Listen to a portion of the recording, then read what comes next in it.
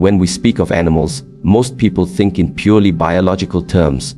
We are taught from childhood to see them as creatures of instinct, bound by survival and reproduction. Yet anyone who has lived closely with animals knows they carry something more. A presence, an energy, an atmosphere that surrounds them and interacts with us.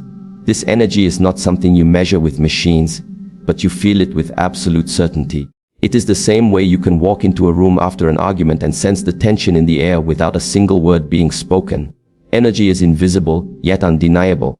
Now, when it comes to the question of witchcraft animals versus natural animals, this energy becomes the first and most reliable indicator.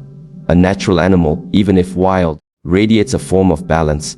A dog may bark, a cat may scratch, a bird may screech, but behind the behavior you sense a rhythm that belongs to the harmony of life itself. Their presence might surprise you, but it does not destabilize you. On the contrary, it often grounds you. You might feel calm, or at least neutral. There is no invisible weight pressing against your spirit. A witchcraft animal, however, carries a vibration that is distinctly different. When it enters your space, it does not feel like nature visiting you. It feels like an intrusion. You might not immediately see anything wrong with it physically, yet your inner being begins to whisper that something is off.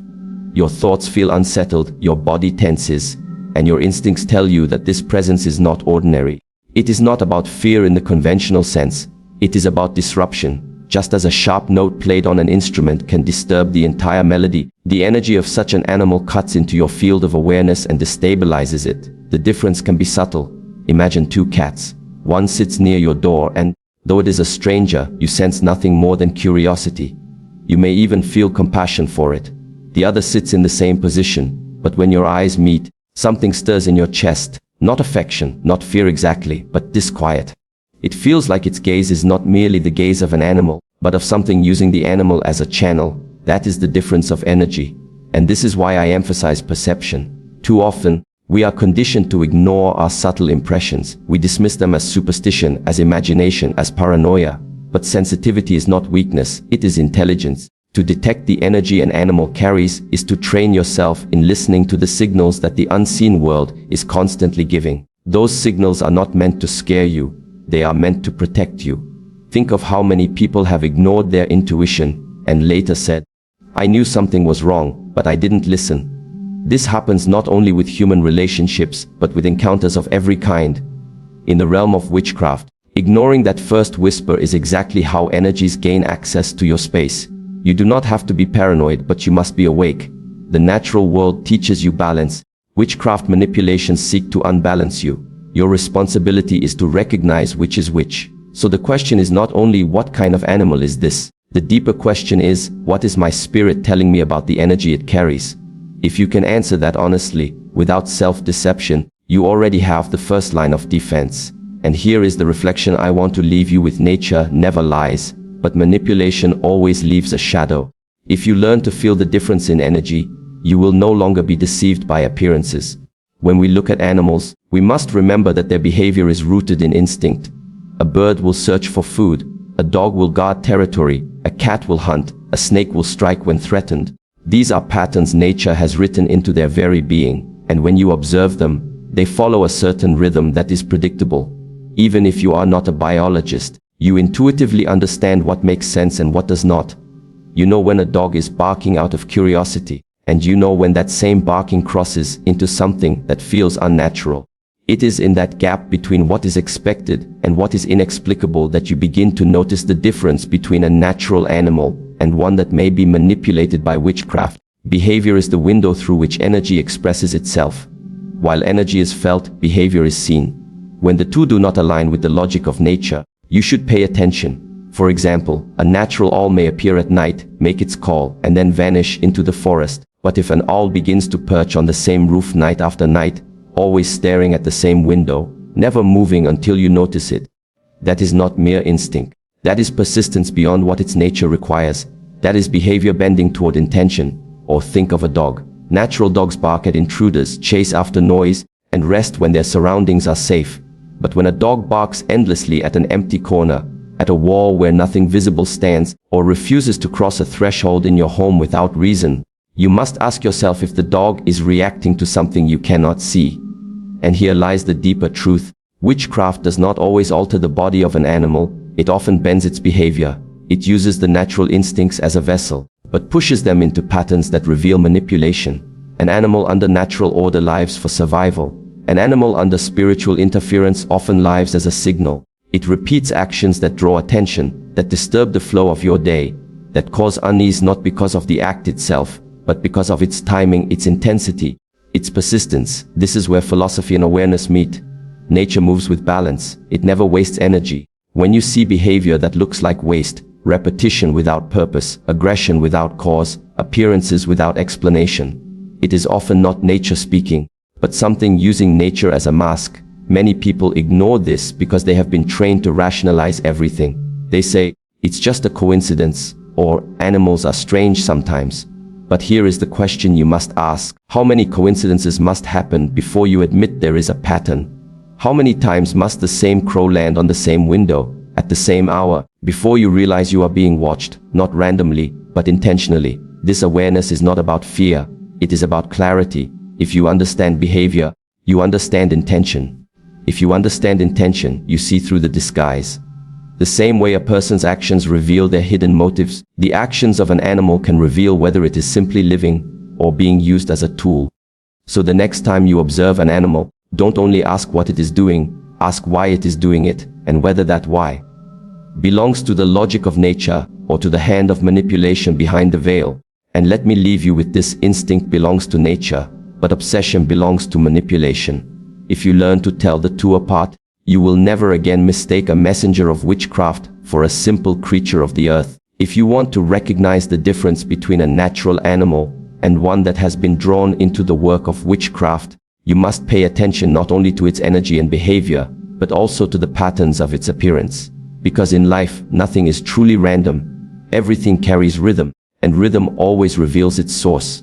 In the natural order, animals appear according to seasons, to the availability of food, to migration cycles, to instinctual movement.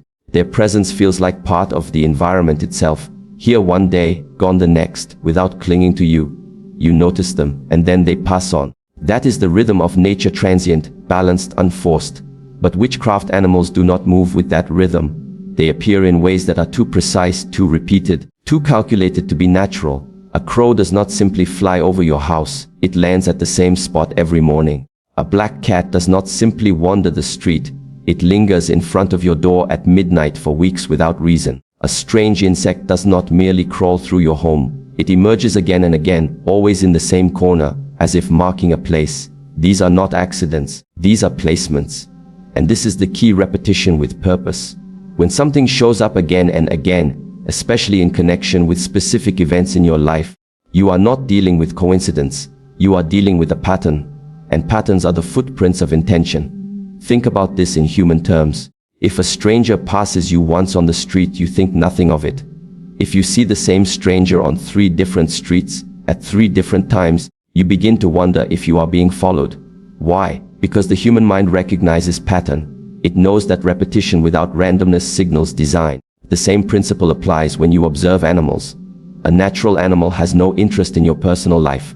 A witchcraft animal, however, appears tied to you. It is connected to your routines, your home, your relationships. It does not move freely in the randomness of nature. It moves in orbit around your energy. And when you see that orbit, you must recognize it for what it is: not a random creature, but a message or a tool placed there with intention. Now, the danger is that many people become blind to patterns because they refuse to believe anything outside of material explanation. They will say, it's just a bird, just a dog, just a coincidence.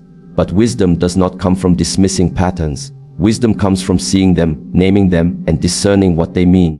This is where psychological depth matters. The unconscious mind picks up on patterns even before the conscious mind does. That unease you feel when the same animal crosses your path again and again, that is your unconscious signaling recognition. To ignore it is to silence your own intelligence. To acknowledge it is to honor the wisdom within you.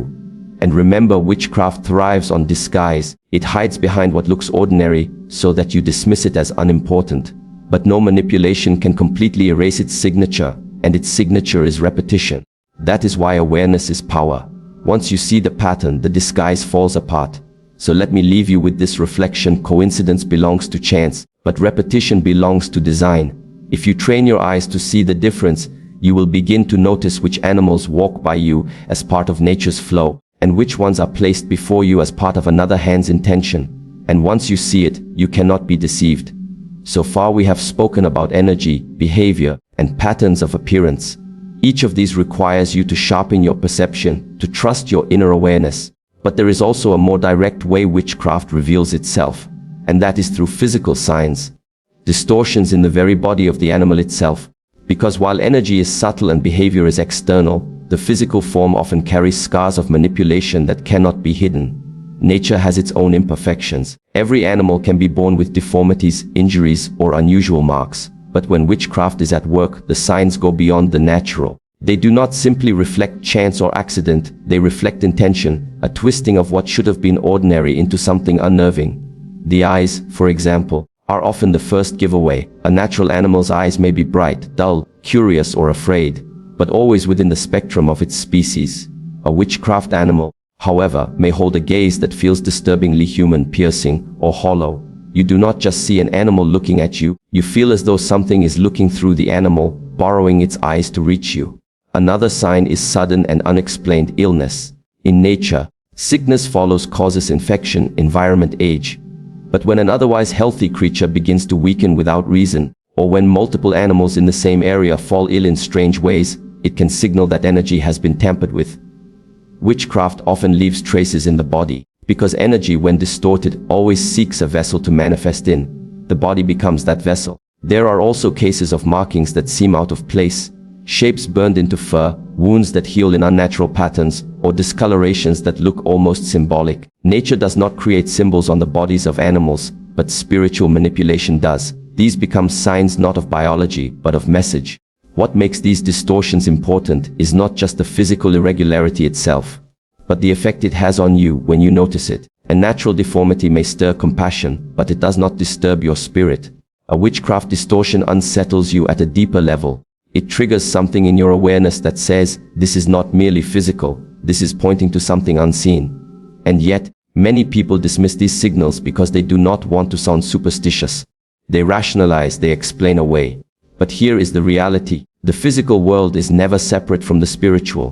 When energy is bent or corrupted, it eventually shows itself in form. To deny that is to blind yourself to one of the most visible signs right in front of you. The deeper philosophy here is that truth always leaves a trace. Just as water carves valleys into stone, unseen forces carve their marks into physical bodies.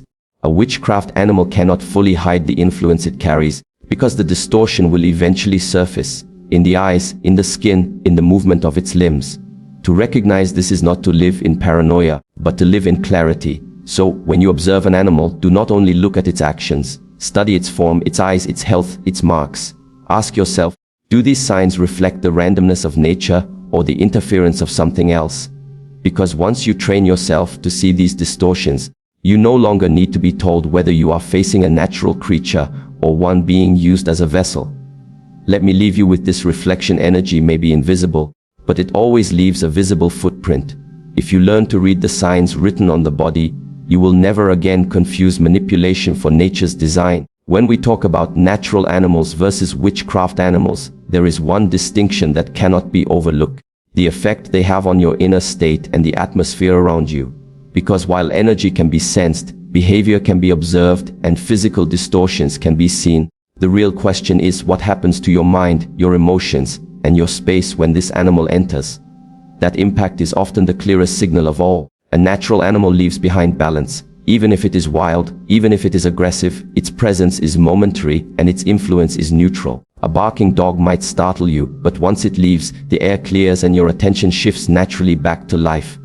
A bird may screech outside your window, but its call passes like the wind. It does not linger in your thoughts. It does not disturb your peace. This is the essence of the natural order, interaction without intrusion. But a witchcraft animal does not behave this way. Its presence unsettles the very atmosphere of your home, of your thoughts, of your sleep. You begin to notice small disruptions that are not caused by its actions alone, but by the invisible weight it carries. You lie awake at night, restless, without explanation. Arguments flare up in your home without real cause. A heaviness fills the air, and you cannot quite explain why. This is not the work of instinct. This is the work of interference. And the key is this: witchcraft animals do not simply act upon your senses, they act upon your field of awareness. They are not just in your environment, they enter your mental and emotional space. You may feel drained after they appear, or anxious without reason, or mentally clouded when they linger. That is not coincidence. That is the residue of their presence. Think about how sensitive the human mind truly is. You walk into a joyful gathering and you feel uplifted even before speaking to anyone. You walk into a tense room and immediately feel the pressure in your chest. This is because the mind does not exist in isolation. It constantly interacts with the atmosphere around it. If a human space can carry such weight, how much more can a vessel deliberately manipulated through witchcraft alter the subtle field of your awareness? Philosophically, this points to a deep truth. What enters your space enters your mind, and what enters your mind shapes your life. If you allow disturbances to go unchecked, they will slowly erode your clarity and strength, and this is precisely why witchcraft uses animals in the first place. A person may reject direct attack, but they may not notice the gradual intrusion of a seemingly ordinary creature. Through that door, their peace is drained without resistance. But you do not have to be a victim of this. The mind, once awake, becomes the greatest shield. If you learn to observe not only the animal itself, but the quality of your own state in its presence, you will quickly see the truth. Does this creature leave you calm, or does it leave you heavy? Does the atmosphere feel restored after it passes, or does it linger like a shadow? These questions are not superstition, they are tools of discernment. So the real task is awareness. Pay attention not only to the animal, but to yourself, to your family, to your space. The natural world will never rob you of peace. Only manipulation seeks to drain you. And once you learn to read that difference, you hold power over what can and cannot enter your life. Let me leave you with this: peace is the signature of nature. Disturbance is the footprint of manipulation. If you guard your space by guarding your awareness, no witchcraft can remain hidden in your presence. We have explored energy, behavior, patterns of appearance, physical signs, and the effect on your mind and space. All of these give you the tools to discern. But discernment is not complete until it is tested. Because awareness alone is like a sharp blade, useful, but without direction it cannot cut through deception. Testing is the act of placing what you have observed under light, to see whether it stands or disappears. And in the realm of distinguishing natural animals from witchcraft animals, this final step is crucial. Why? Because deception thrives in uncertainty. Witchcraft wants you to doubt yourself, to second-guess your perception, to rationalize away what you feel.